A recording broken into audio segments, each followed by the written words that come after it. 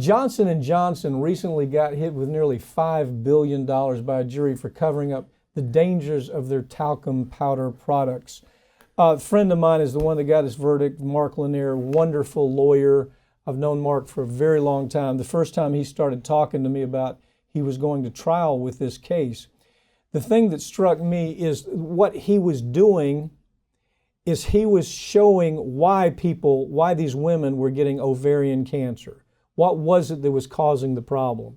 And when he ran it down, he actually found out that asbestos is contained in the talc. Where they do the mining, they by necessity have to mine asbestos unless they have a mine where there is no asbestos. Plenty of places they could have mined, but they went to mines because they could get the cheapest deal on talc.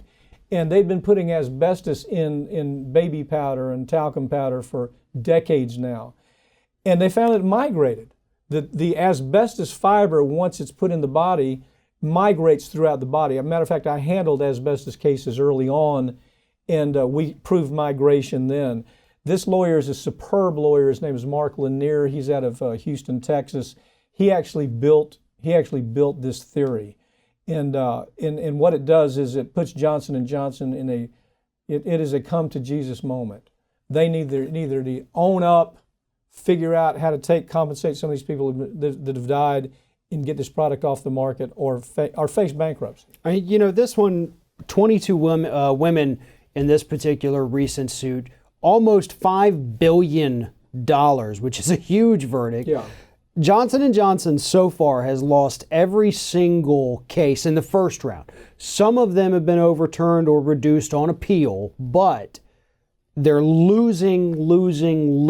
Yeah. And those appeals are, obviously, it's going to continue to be appealed, but what they're not able to overcome is that the science going back to 1971 shows that, hey, this talcum powder, even the talc that is not contaminated with asbestos, because those are, it's two crazy things, but even just the talc itself can embed itself, and most of these are women that gets embedded. It causes ovarian cancer. Yeah, Peter, let me explain a little bit of the science. Okay, the cancer it causes is called a scar-based cancer. In other words, if you have a scar on your lungs, for example, this used to be what you would see with pneumoconiosis. Miners would have this, asbestos workers would have this.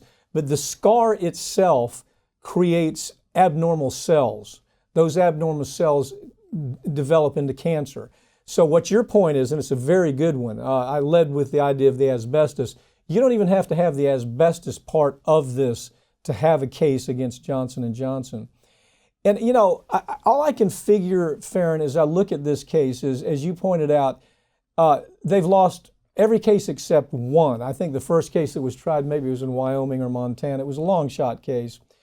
But every case since has been 70 million, 80 million, 75 million, 400 million, 5 billion.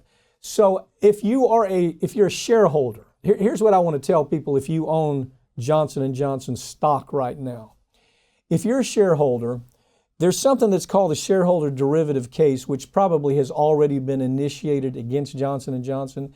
And that's where you are a shareholder and you're saying, I'm losing, the value of my stock is dropping like a rock because you lied to us, shareholders. You lied to us, shareholders. Not only did you lie to the American public, you knew what was happening. As you point out, they've known about it since 1971. They thought they could cover it up.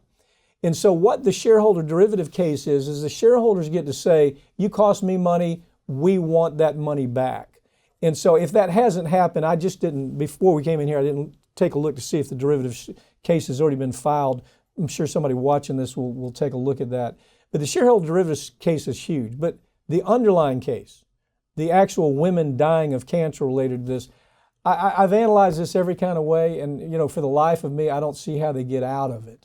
Because they can count on the U.S. Supreme Court. That's really what a lot of these corporations are doing now. They're holding out for the Kavanaugh appointment, holding out until they're sure that this Supreme Court is fully corporate, and then they're going to try to test these cases all the way to the top. Well, this is one of the few where I actually got to go and I got to see some of the documents through some of the casework on this. Mm-hmm. And it really is astounding. There's no question whatsoever and I know this is what the lawyers in court are presenting, that Johnson & Johnson knew about the risk. Yeah. They absolutely 100% knew it. They told their people, let's not focus on this. Let's, tell them that it's not settled. And here we have, IARC back in 2006. World Health Organization. Right. Yeah. 2006, they declare it possibly carcinogenic to humans, which means most likely, not probable, which means you're pretty much going to get it. So they label it possibly. Here in the U.S., the agency, it is the U.S. National Toxicology Program, which is part of the Department of Health and Human Services.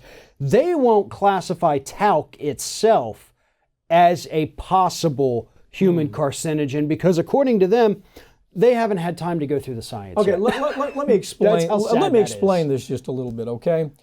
We saw a similar analysis.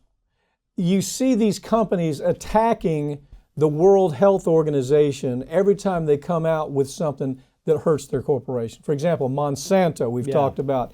Monsanto, it's very clear that Roundup causes cancer. I don't think anybody that's honest with themselves is really asking, is that true? It is true. World Health Organization comes out, so what does the corporation do? Rather than saying, okay, well, human life matters. Profit, yeah, it matters, but we can't make a profit on the backs of human lives.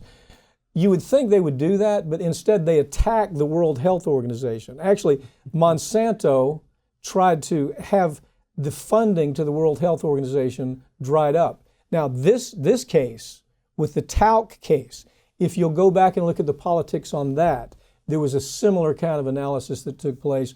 World Health Organization just says possible. With Roundup, it is probable. Yeah. Probable carcinogenic. But here it was possible, and they attacked him anyway. It's the same formula. I know we see the same formula case after case.